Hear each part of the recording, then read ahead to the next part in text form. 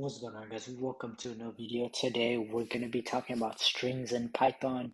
Now, if you are enjoying this series, please consider subscribing. But without further ado, let's get right into it. So, computer programmers refer to blocks of text as strings. In our last exercise, so you can go back to the last video, we created the string hello world.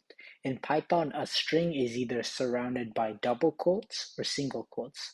So it doesn't matter, just be consistent with what you use.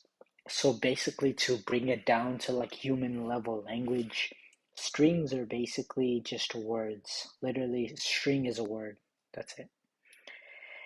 All right, let's go ahead and print our name using the print command.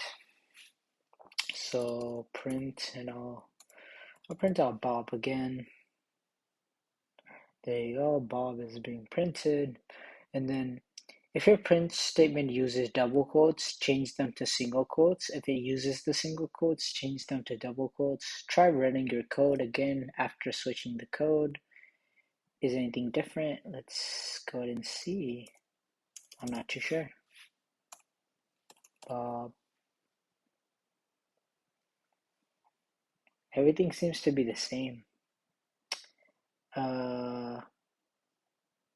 What I would recommend you do is just use double quotes since it just looks, it's consistent with every other language. So just keep it as double quotes because it just, it's just better in my opinion. But that's going to end it right here. That's strings for you in a nutshell in Python.